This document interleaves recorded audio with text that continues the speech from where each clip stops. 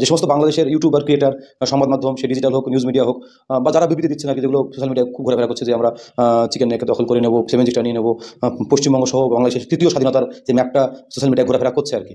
তো তাদের মানে ন্যূনতম কি ভারতের শক্তি, সামরিক শক্তি সম্পর্কে, ভারতের ক্ষমতা সম্পর্কে কি ন্যূনতম ধারণা আছে যে ভারত কি করতে পারে আর কি? একটা পরমাণু শক্তিধর দেশ, যে যদি মানে সে বলে না হাতে মারা ভাতে মারা সব কিছু দিয়ে বাংলাদেশকে অনেক কিছু করতে পারে আর কি, কিন্তু মানবিক খাতিরেই হয়তো সমস্ত কিছু করা সম্ভবপর হয় না।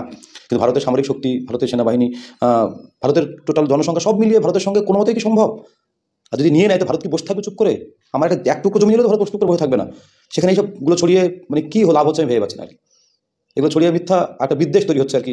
আমরা রবীন্দ্রনাথ পড়েছি এক সময় আর কি, সেখানে অনেক বাংলাদেশি স্টুডেন্ট পড়তে, তাদের সঙ্গে সম্পর্ক সত্যি ভালো ছিল, কিন্তু এই সমস্ত কিছু ছড়ানোর ফলে একটা অকারণ একটা বিদ্বেষমূলক মনোভাব তৈরি হচ্ছে দুই দেশের যারা মানুষ তাদের মধ্যে আর কি, যেটা মোটেই কাম্য নয়। আমরা যারা পশ্চিমবঙ্গের বাসিন্দা, বিশেষ করে বাংলাদেশ বর্ডারে, তারা খুবই কাছাকাছি থাকি সব দিক থেকে আর কি, এটা মোটেই কাম্য নয়, এটা বন্ধ হওয়া দরকার।